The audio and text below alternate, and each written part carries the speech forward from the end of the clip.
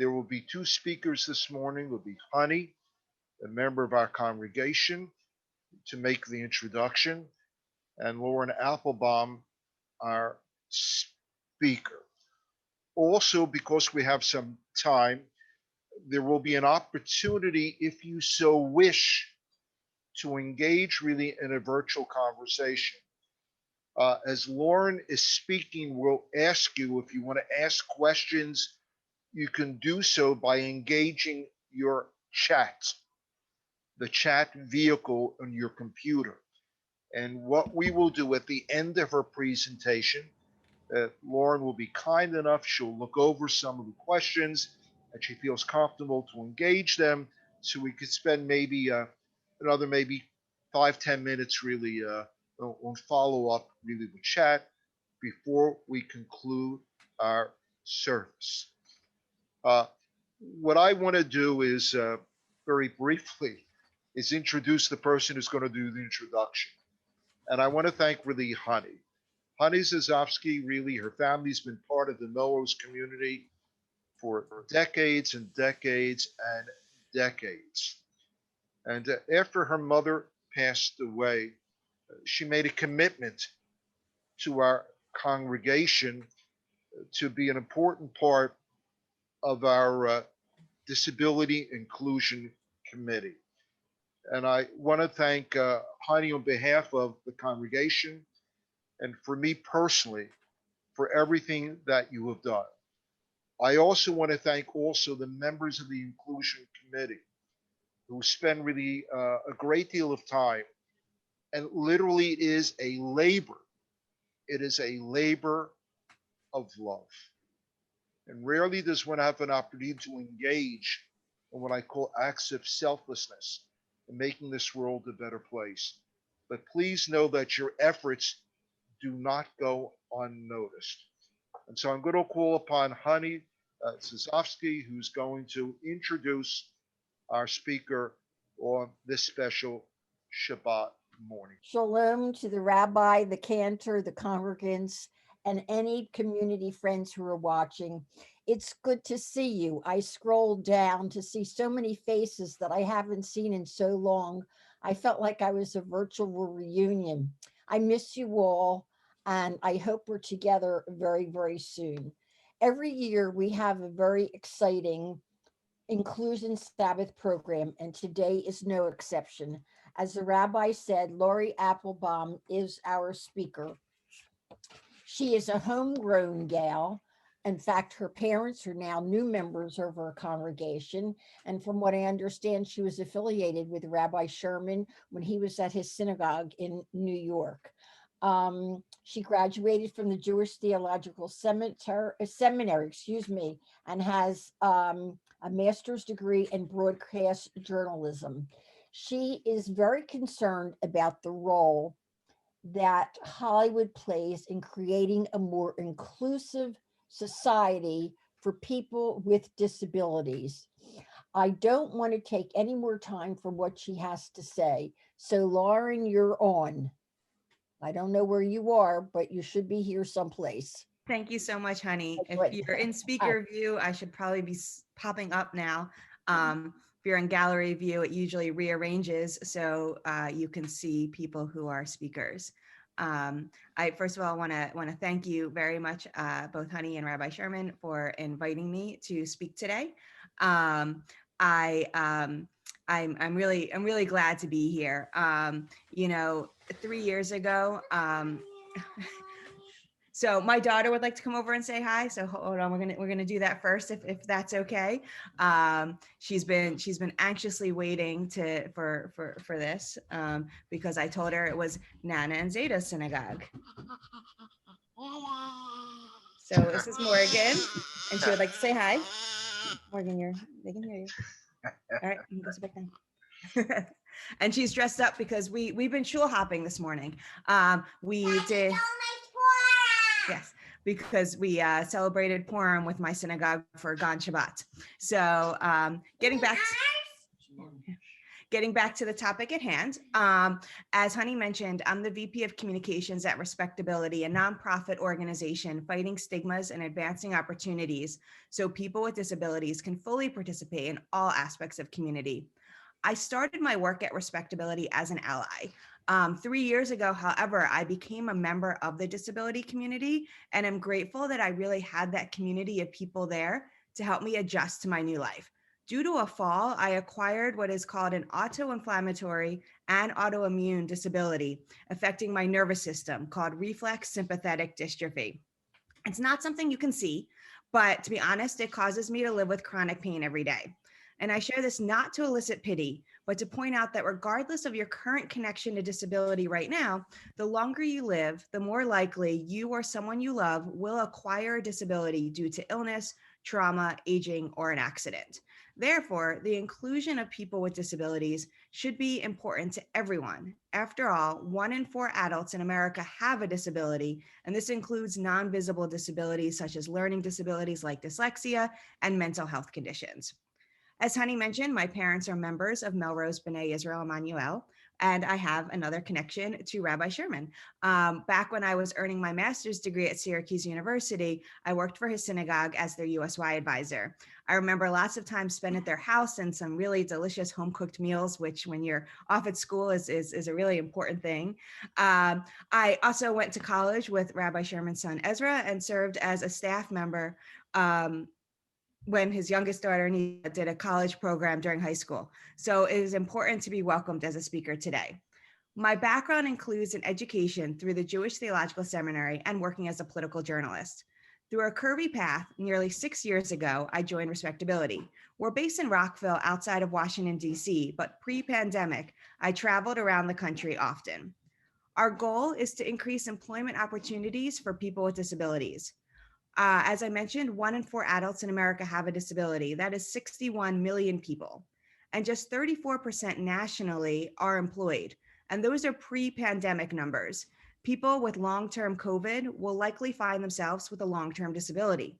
And the employment numbers continue to plummet at an even higher rate for employees with disabilities. But the biggest barrier is stigma. The idea that, for example, people believe that because you may be a wheelchair user, that you're not capable of doing anything, even things that have nothing to do with your legs.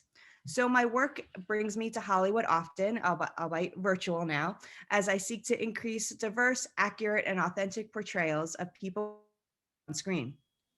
After all, what you see and hear influences how you think and act in real life. When children with disabilities do not see people that look like them on TV, what are they supposed to think? How about young adults? How about employers? So I ask writers and casting directors, why can't a judge be a wheelchair user? Why can't a doctor be an amputee? Why don't crowd scenes accurately reflect America, showing people with visible disabilities? A few years ago, we did a focus group of showrunners, writers, and other entertainment professionals. And so many expressed that they are afraid of talking about disability in scripts or hiring actors with disabilities because they just don't know how. So my team and I partner with studios and writers' rooms to create equitable and accessible opportunities to increase the number of people with lived disability experiences throughout the overall storytelling process. These initiatives increase diverse and authentic representation of disabled people on screen, leading to systemic change in how people view and value people with disabilities.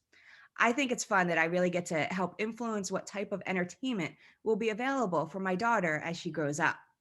Last year, fewer than 1% of leading characters in children's television, for example, had a physical, mental, or communication disability, but more than 20% of individuals globally have a disability, meaning that millions of people are unable to see themselves reflected in media today.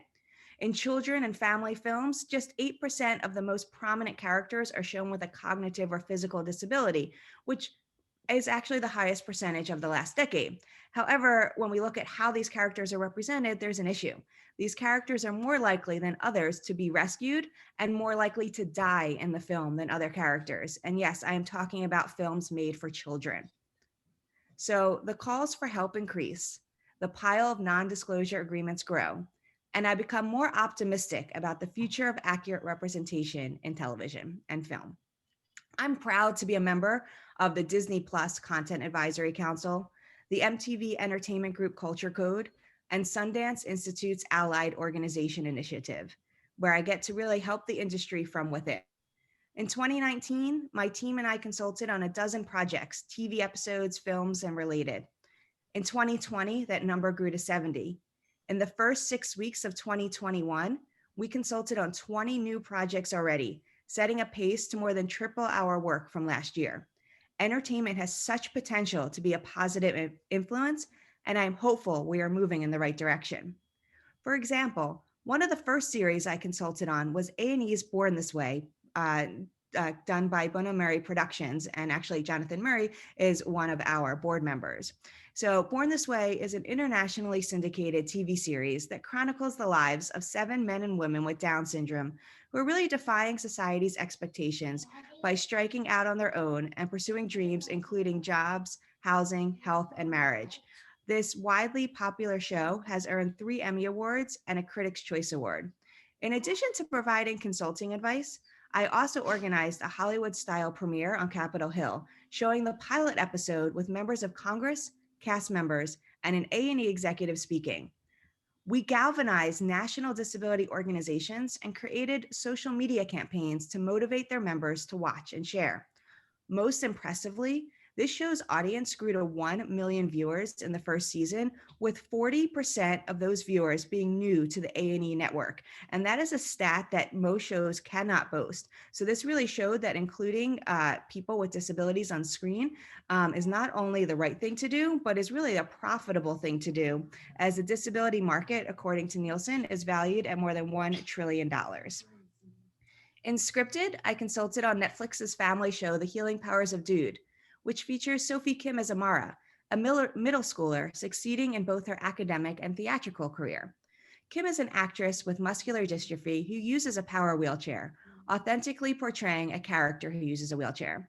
We became partners with the writer's room, providing consultants with muscular dystrophy and other disabilities, sharing our own experiences and anecdotes that ended up being included in the scripts.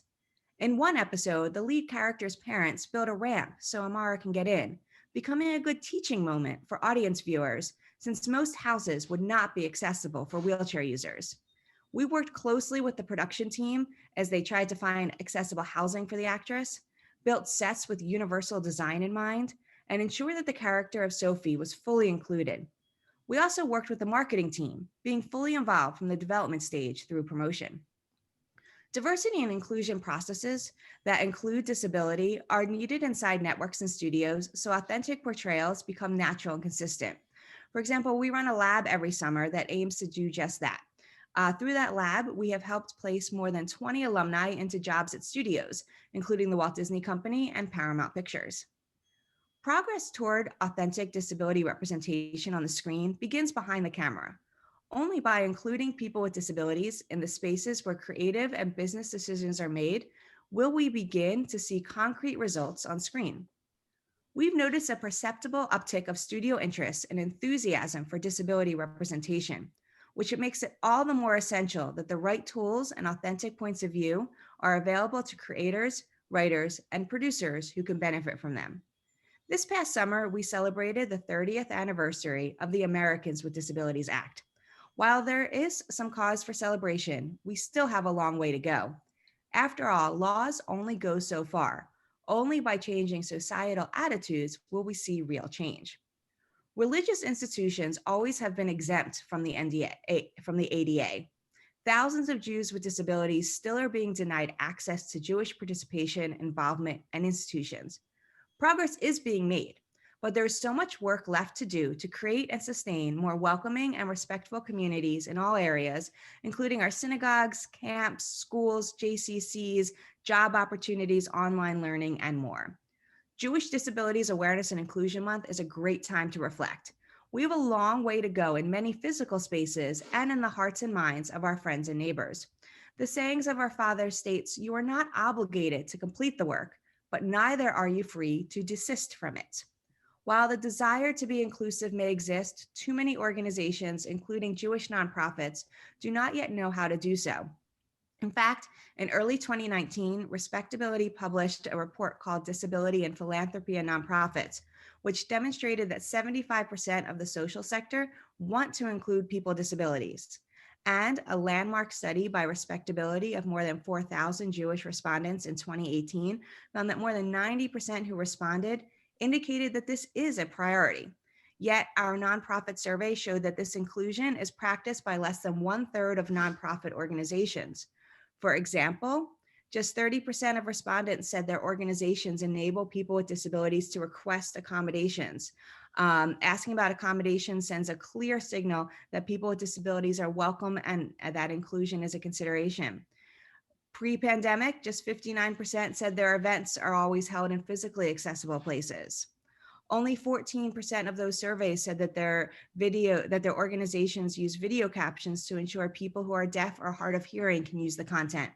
Captioning services are fairly easy to use and often free, and yet 86% do not even attempt to take advantage of such tools.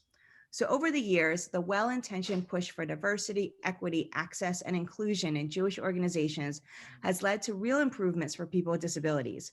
However, there's still a long way to go, as time and time again, organizations unintentionally exclude people with disabilities in their events and programming. For example, many Jewish events pre-pandemic would include a reception with little seating options for individuals who could not stand for an hour.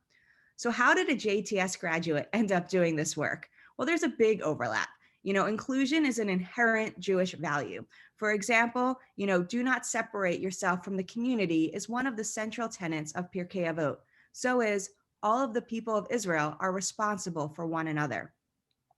The Torah tells us not to insult the deaf or put a stumbling block in front of the blind. Insults and stumbling blocks can be literal, but they also refer to attitude, preconceived judgments, and stigma. Primary differences are differences in how an individual's brain or body works. Secondary differences are the result of different life experiences or experiencing social stigma and being misunderstood. I ask you to think about what primary and secondary stumbling blocks are you aware of in your own community? Jews often sing the prayer, Hine ma tov u'munayim, shevet achim gam yachad, how pleasant it is when brothers and sisters dwell together in unity. Our community is stronger when we welcome individuals with disabilities. Advancing disability inclusion requires the active involvement of those already involved, as well as those outside the disability community. When I meet with studio executives, I often leave them with a challenge, say to create an employee resource group for employees with disabilities, or to ensure that a minimum of 10% of their background characters have a visible disability, which will aid in normalizing disabilities. So I challenge you to think about, what can you personally do to help advance disability inclusion in your synagogue, your workplace, and our community? I'd be more than glad to answer any questions. Lauren, first of all, Toda Rabbah. Thank you. It's it's a personal honor. It's a privilege to be really in your presence, and I also want to extend what I call the definition of nachas to your mother Beth and to your father Bruce, to be with us, to be part of our synagogue community, and also to see their granddaughter, but probably also to recognize the work that you do in making this world a better place. I'm absolutely thrilled. What she failed to also mention, however, is that she's not only a graduate of the Jewish Theological Seminary of America, but she's also a graduate of one of the better secular universities in the world, and that's Columbia University really as well. So it's from both sides. We have a few moments in. Somebody asked I think a question.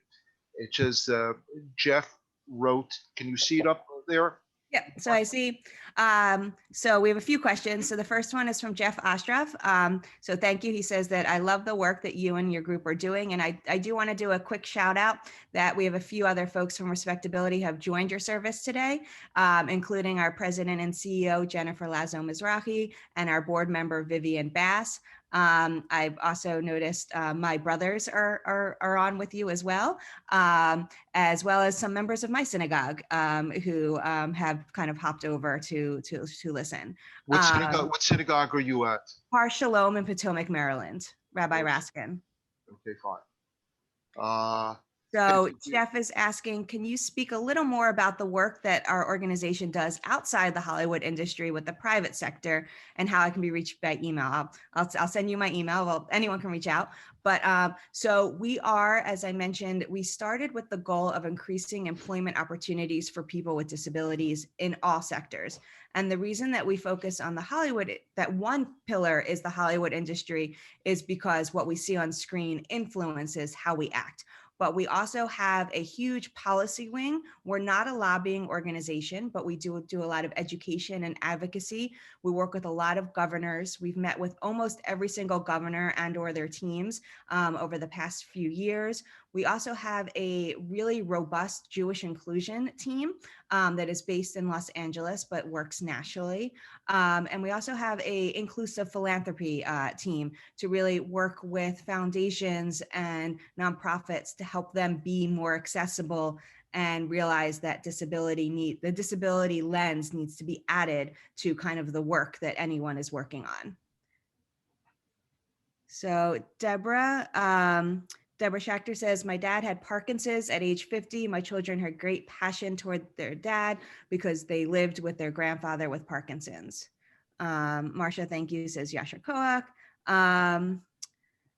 Deborah adds that he practiced dentistry from age 50 to 64 since it was considered non-occupational Parkinson's. Thank you to you.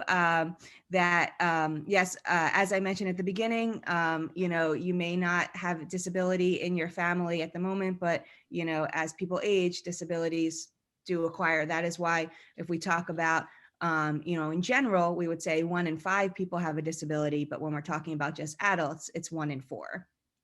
Randy asks, what about the show a season or 2 ago that featured a young man in a wheelchair? Was it well received? I believe you're speaking about Speechless. And so Speechless was well received. That was Micah, who he himself has cerebral palsy. In real life, he can speak. In the show, he played someone who was nonverbal. But it was one of the shows where you really had a lead who was portrayed authentically. And what I think they did really well, because we often get the question of, well, we can't do a show with someone with a disability if they don't have a big name, because we need to get people to want to come watch the show. And so what they did is they had what's called an ensemble cast, and they had people like Minnie Driver who did have a big name. So you could drive people with some cast members, and then you could bring in new cast members with that disability. Is there a way to, Carl asks, is there a way to promote the use of people first language, not only in Hollywood, but also in journalism? Too many news reports still talk about autistic people as opposed to people with autism or someone confined to a wheelchair. So yeah, so I'm going to do that last part first. Confined to a wheelchair, wheelchair bound, all this language that we really try to get people to stop using. So as I mentioned, I started my career in journalism. I received a master's degree in broadcast journalism from Syracuse University, and then kind of had the perfect first job working at NBC News in the political unit for the 2016 election cycle, and then the Obama transition years. But I do want to add, prior to that, and I think what helped me get that job was Rabbi Sherman introduced me to an individual from Good Morning America while I was still in grad school, which led to me doing an internship at Good Morning America for a period of time while I was still in school. And so I work with journalists. I work with editors of major newspapers to really educate them. I'm actually going to be speaking at the ACES conference, which is a conference for editors at the end of April, to try and help them with language. And so, one of my colleagues, she's kind of like our number 2 in our Hollywood work. She herself uses a wheelchair, and explains how the wheelchair gives her freedom. She's not confined to it. If she didn't have the wheelchair, she would be kind of stuck in bed, but the wheelchair allows her to go around the world. And then people first language, for folks who do not know what that means, people first means a woman with a disability. So we're putting the person before the disability. There also is identity first language, which would be disabled woman. And so for a long time, people were pushing people first language as the language to use. However, I do want to share that, and I think I've noticed it as a generational thing. So I'm in my 30s, and I've noticed that people typically 40s, 50s, 60s are very much people first language. But I notice teens and 20s, a lot of people who are growing into themselves and becoming self-advocates are preferring identity first language, the idea of calling themselves a disabled woman. So when I work with editors and studios, I always say the best thing to do is to ask the individual that they're speaking to or speaking about how they wish to be identified. And if you don't know, I say just say their first name, because oftentimes the person's disability usually has nothing to do with the story and you're adding it in for no reason. I kind of say, think about like, are you putting the person's race or religion? It kind of the same thing. If it makes sense to do so, do so. But yes, so I think, so this is two issues. There's the people first and identity first language, but then there's also just language that is totally inappropriate, like confined to a wheelchair, in terms of trying to get people to use more respectful language. Lots of thank yous. I really appreciate it. Let's see. Randy Friedman says, are you aware that the handicap symbol has been changed to show action? I work for Einstein Hospital and they were responsible for that change over at Moss Rehab. Yep. So a lot of people have been talking about new symbols because, a wheelchair symbol for a while has been what has been used to kind of show disability. And, there's a more active wheelchair symbol to show that people aren't just sitting in a wheelchair, they're actually living life in a wheelchair.